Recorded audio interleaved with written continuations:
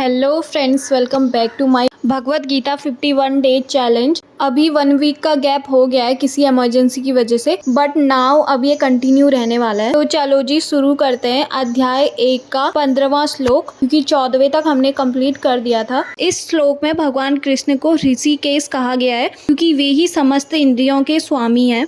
भगवान के अलग अलग कार्यों के अनुसार उनके अलग अलग नाम हैं, जैसे कि उनका एक नाम मधुसूदन है क्योंकि उन्होंने मधु नाम के असुर को मारा था। वे गायों और इंद्रियों को आनंद देने के कारण गोविंद भी कहलाते हैं। वासुदेव के पुत्र होने के कारण इनका नाम वासुदेव है। देवकी को माता रूप में स्वीकार करने के कारण इनका नाम देवकी नंदन है। वृंदावन में यशोदा के साथ बाल लीलाएं करने के कारण इनका नाम यशोदा नंदन भी है। अपने मित्र अर्जुन का सारथी बनने के कारण पार्थ सारथी भी है। इसी प्रकार उनका एक नाम ऋषिकेश है क्योंकि उन्होंने कुरुक्षेत्र के युद्ध स्थल में अर्जुन का निर्देशन किया। तो नेक्स्ट श्लोक शुरू करते हैं 16, 17 और 18। संजय ने कहा, हे राजन, कुंती पुत्र राजा युधिष्ठिर ने अपना अनंत विजय नामक शंख बजाया तथा नकुल और सहदेव ने सुघोष एवं मणिपुष्पक शंख बजाया। संजय ने राजा धृतराष्ट्र को अत्यंत चतुराई से ये बताया कि भीष्म पितामह से लेकर अभिमन्यु तथा अन्य पौत्रों तक विश्व के अनेक देशों के राजाओं समेत उपस्थित सारे के सारे लोगों का विनाश निश्चित था। सारी दुर्घटना राजा धृतराष्ट्र के कारण होने जा रही थी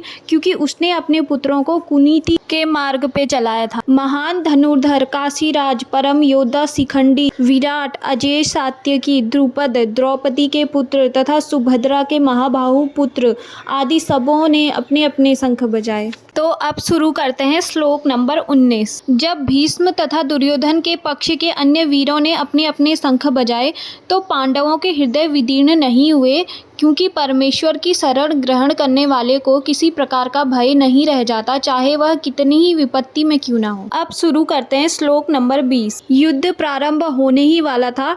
अर्जुन की ध्वजा पर हनुमान का चिन्ह भी विजय का सूचक था, क्योंकि हनुमान ने राम तथा रावण युद्ध में राम की सहायता की थी, जिसमें राम विजयी हुए थे।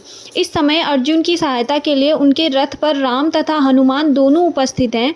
भगवान कृष्ण साक्षात राम हैं और जहाँ भी राम रहते हैं वहाँ उनका नित्य सेवक हनुमान होता है तथा नित्य संगिनी वैभव की देवी सीता उपस्थित रहती है। अतः अर्जुन के लिए किसी भी शत्रु से भय का कोई कारण नहीं था। से भी अधिक इंद्रियों के स्वामी भगवान कृष्ण निर्देश देने के लिए साक्षात उपस्थित थे और ये सब निश्चित ही विजय के लक्षण थे।